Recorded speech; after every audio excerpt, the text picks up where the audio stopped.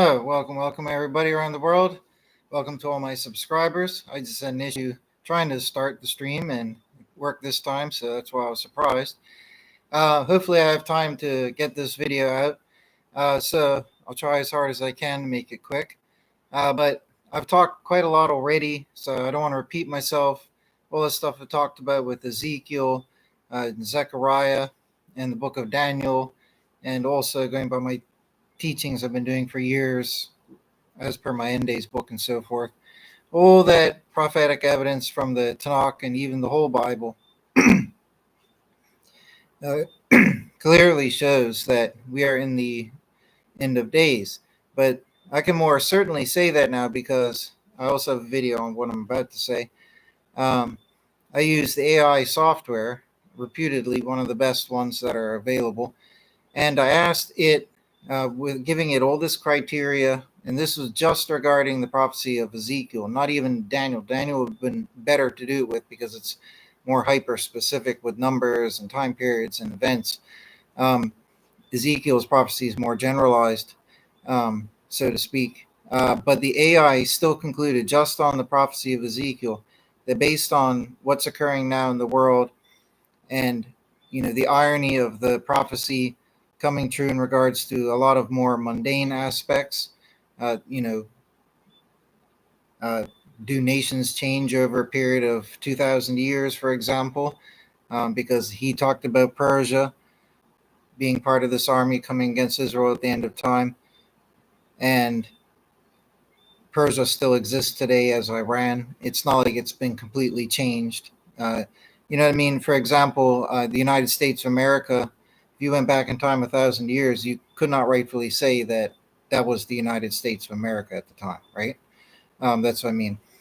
Uh, but anyways, generally speaking, Ezekiel, Zechariah, there's a lot of high detail in those prophecies. And what I thought about recently in the last couple of days was, let me go back through those, even though I've read them a million times, and read them again with a fine tooth comb and looking for anything in particular that will help pin down, anything unique or particular that will stand out and help us identify, the timing, or important events that people don't commonly think about. So it's not just, I've mainly talked about all these videos that I've done on this topic, mainly always talk about how, there's like 4 or 5 nations that Ezekiel names that will comprise the armies of Gog Magog.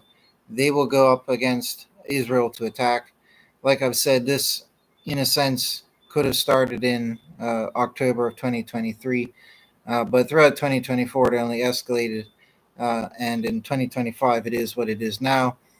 So all of that, that's what I've talked about so far. But what I haven't talked about is how in Ezekiel, I've referenced it, but in Ezekiel, this is about I have talked about that this is the moment that Messiah and the forces of God, in whatever way that they will arrive on the earth, because that's what Zechariah says, okay? And even Ezekiel less specifically, but Zechariah specifically says, right? So this is the great arrival. It's the great judgment day, because there's only one time when Messiah with the forces of God comes down to the earth. This is also mentioned in Daniel, because like I said in the video title, Zechariah, Ezekiel, and Daniel.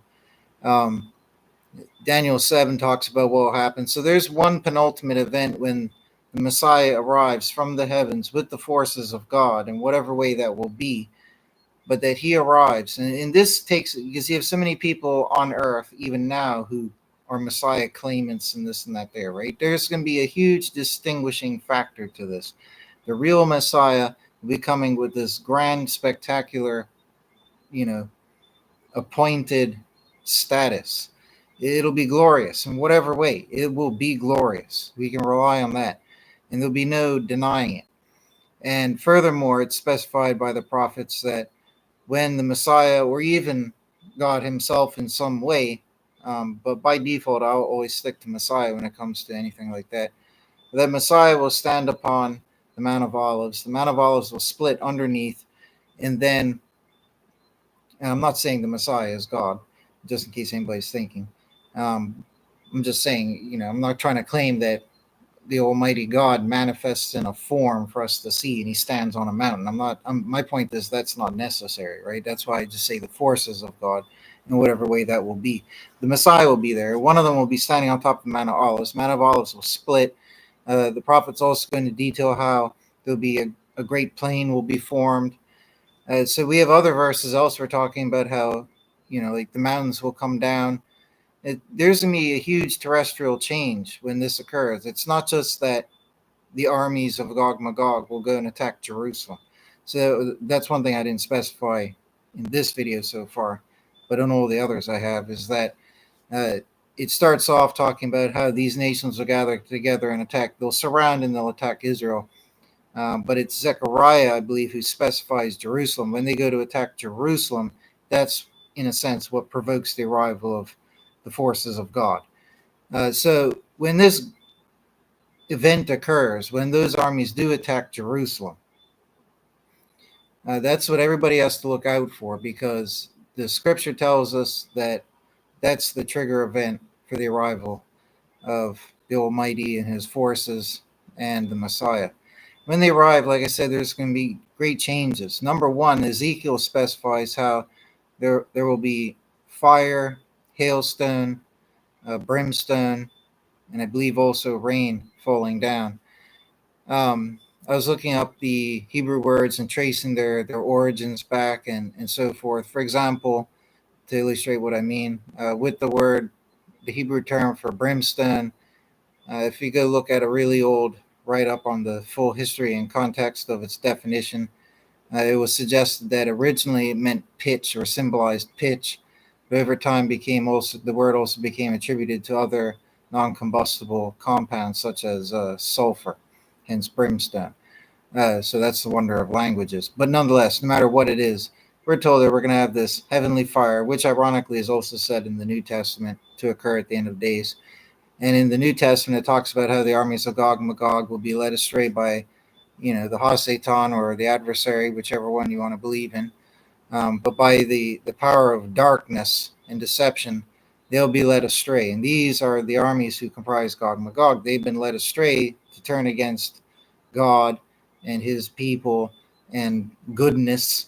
And that's why they're embodying this darkness. They're going to come against the land. And when that occurs, God says that this heavenly fire, brimstone, and so forth. One example, because I thought, what if it's when a volcano erupts? Could you get brimstone coming down? Yes, you can sometimes. Maybe the term for brimstone was merely used as an allegory. Maybe it's not literal.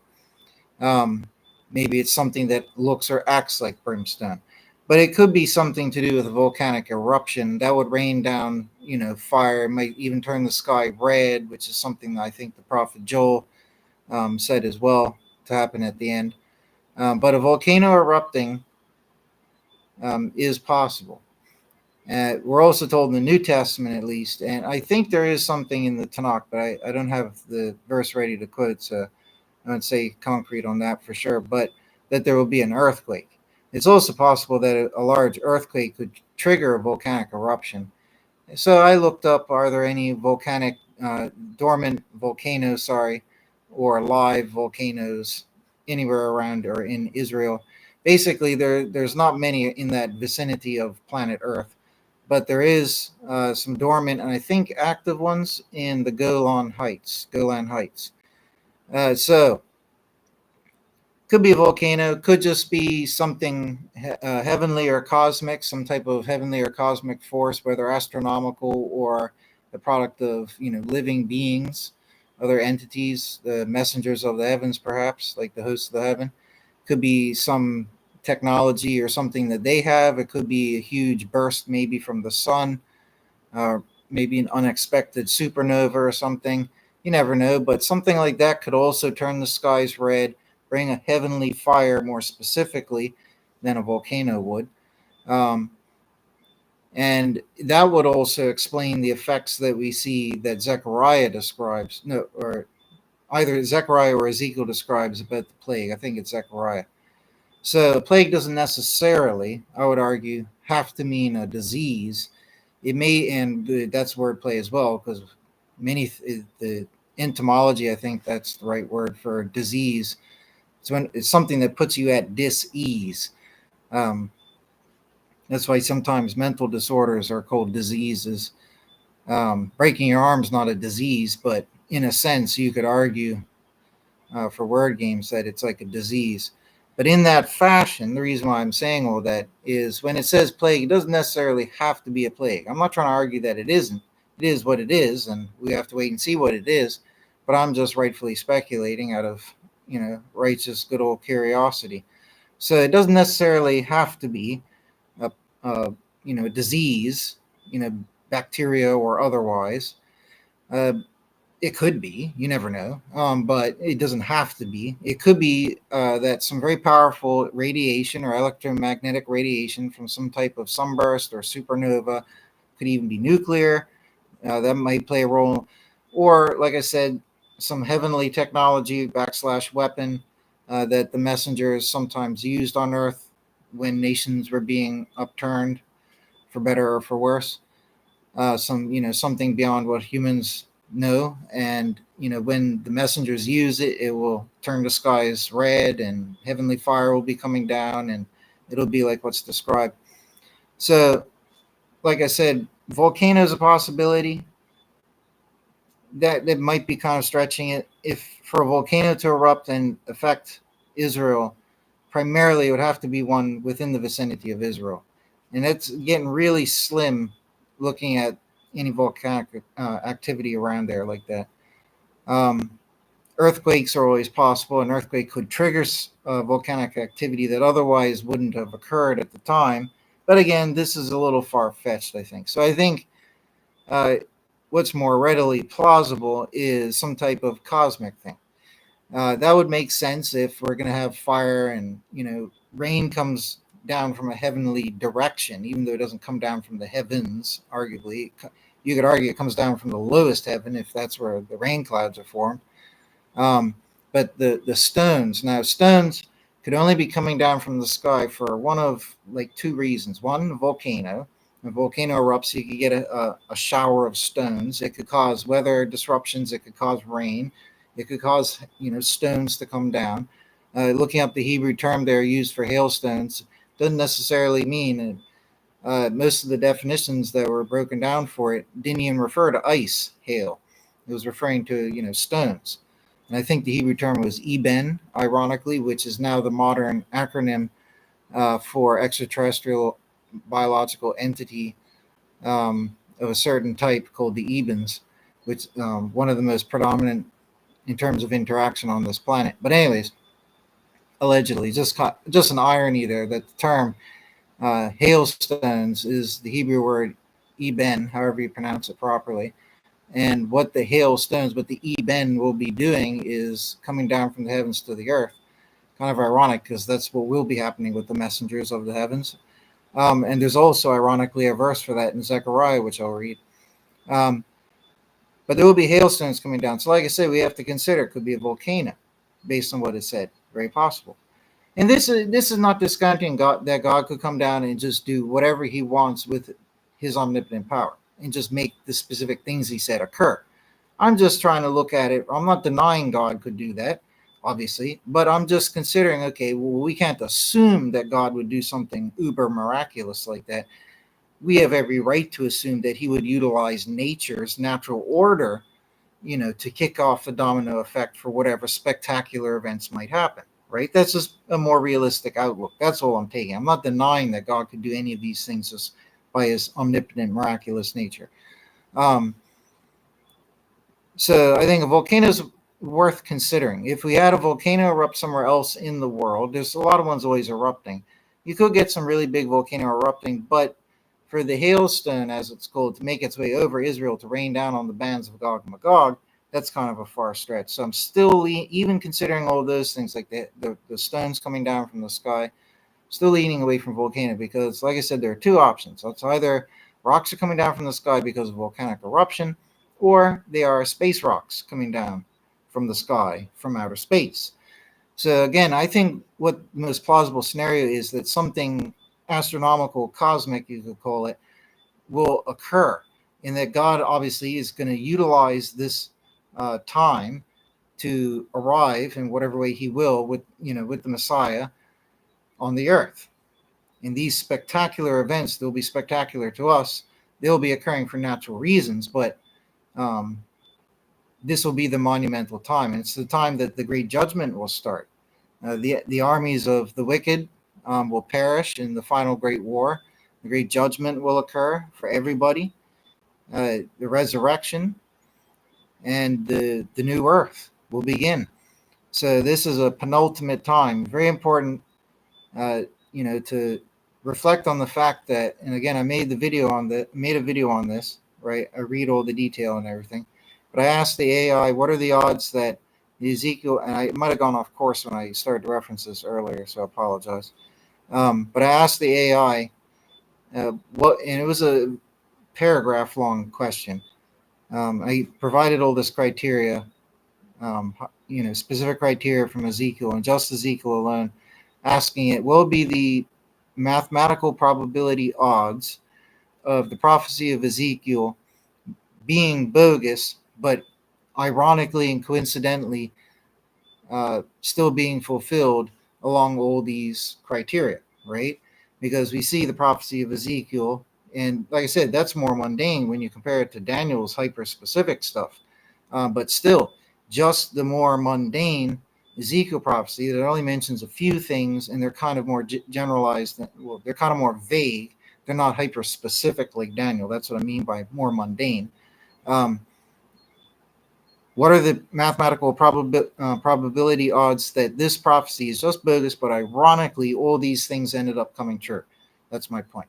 So that bunch of criteria you get from Ezekiel, and it said, and these are approximations, but it had reasoning for all of it, and I read it out in the video.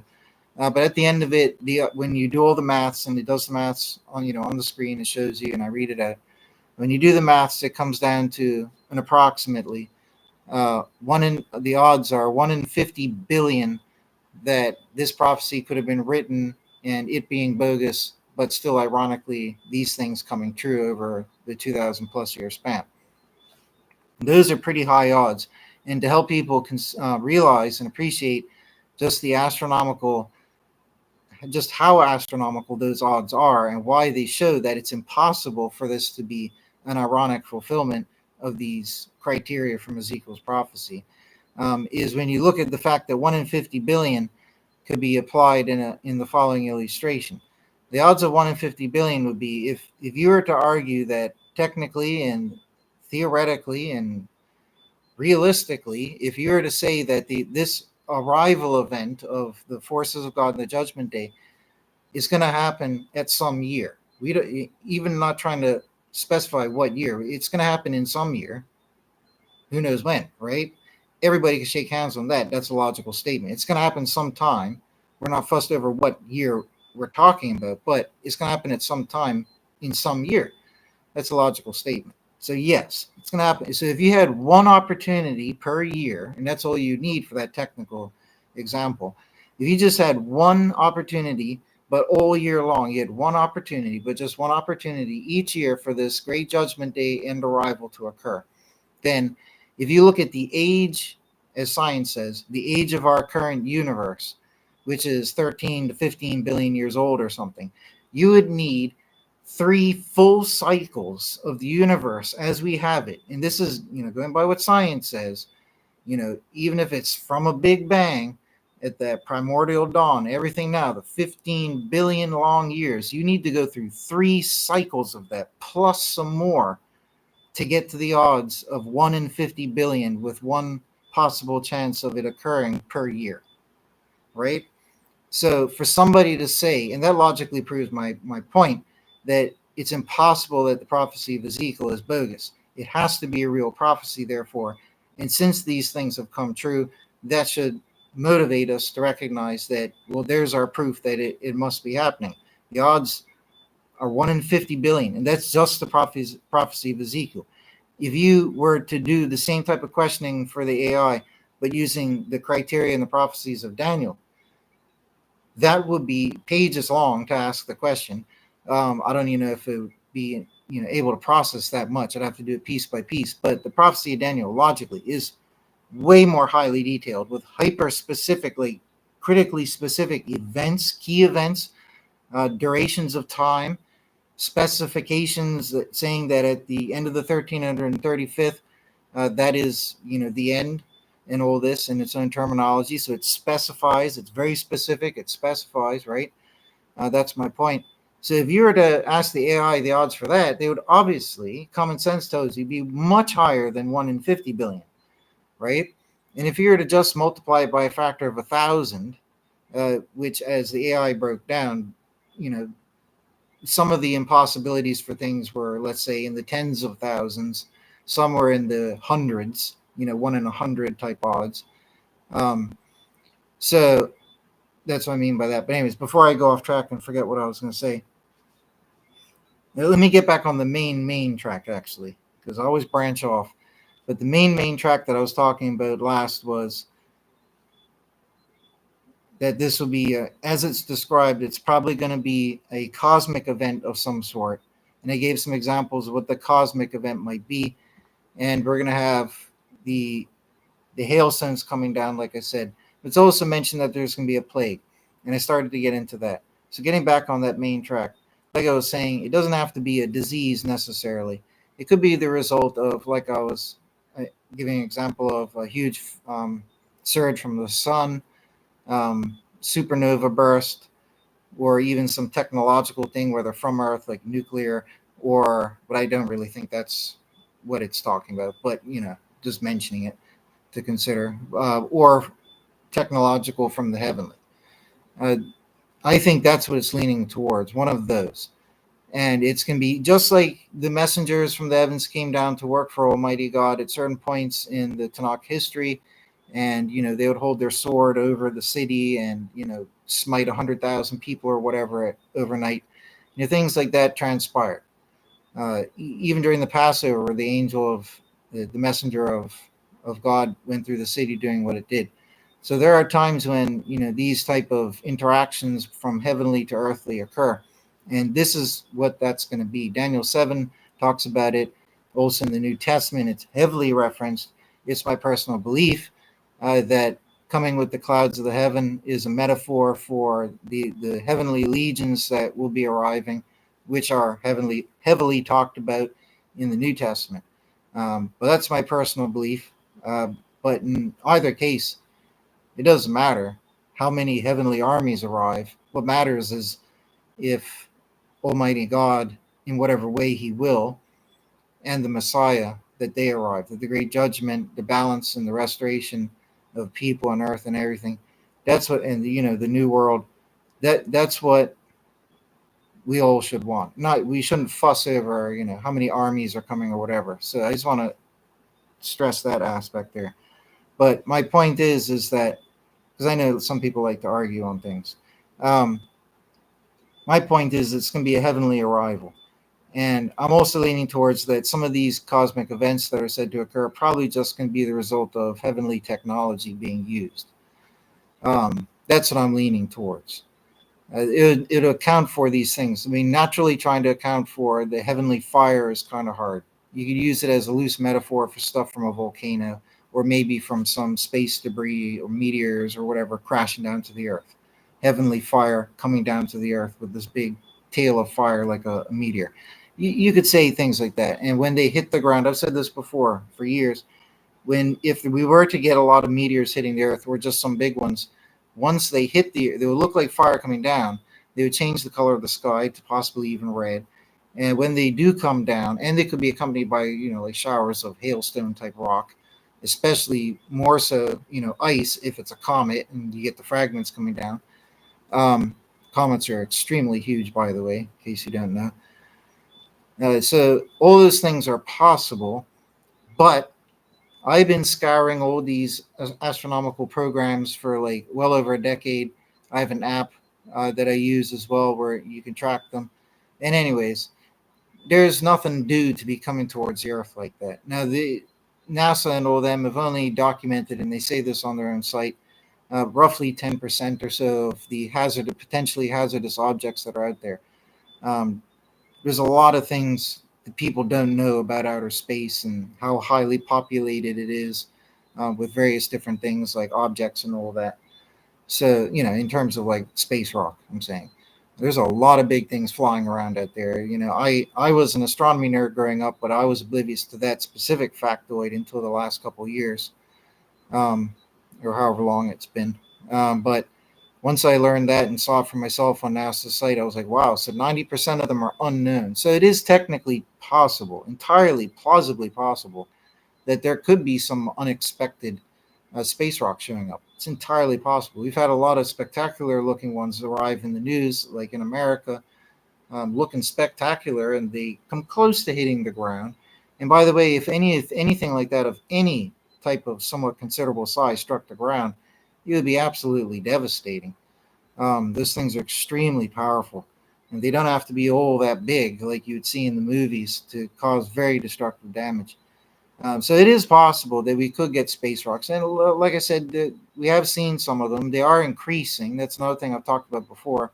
That space rocks, bolides, and all that have increased in the last period of years, dramatically compared to what they used to be. So it is possible we could get some. Even the New Testament talks about stars falling down to the earth. Well, that doesn't necessarily have to symbolize rocks coming down to the earth. It does mention great hail in other places, rocks coming down, quite a few other places. So you never know. Maybe it could be some space rocks coming down. Might be possible. I've considered before that maybe astronomically, the way God designed the universe to operate and tick and operate like a clock with its gear wheels, like the galaxies are like the gear wheels. Everything's got its notches, and it's designed and orchestrated by God. And just the way the clock is ticking, Earth would be due for some type of cosmic impact, and God, my theory is saying that God would utilize that naturally occurring time, that event, to do the great judgment day. Makes perfect sense, because if he doesn't, the Earth might get really wiped out by a cosmic impact, and it's kind of like a wasted opportunity. So it makes sense. So I pointed that argument out before. That's possible as well. So it could be a naturally occurring cosmic event like a big meteor, or comet. Sorry, a few big ones or a bunch of medium-sized ones coming down to the Earth. Doesn't have to be something out of this world, like mind-blowingly spectacular, but enough activity like that to cause major havoc around the world. But also, it doesn't. Even in the New Testament, I don't think it specifies that the rocks that come down, the hail, that they strike every nation. So it doesn't necessarily have to be a worldwide event. And I say that because in Ezekiel and Zechariah, one of the two, or both, the hail that comes down, I think it's Ezekiel, it comes down on the bands of Gog Magog. So that's another point I wanted to talk about in this video, that when you're looking at things in deeper detail, what this leads you to conclude is that the bands of Gog Magog may not just be a loose metaphor. There will probably be one huge conglomeration of a huge, like you would see back in ancient times, where they would have huge flanks of troops, or in some large type of maybe even aerial vehicle or ocean vessel maybe. But some type of, it'll be something where a lot of them would be in one place.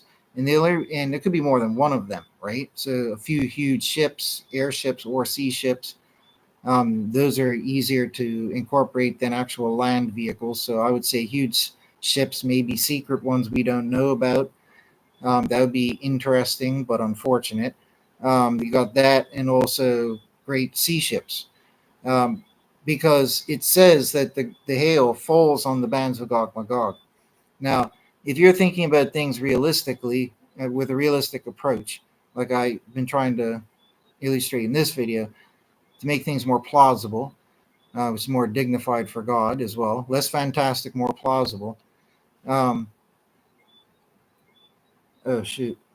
I just had a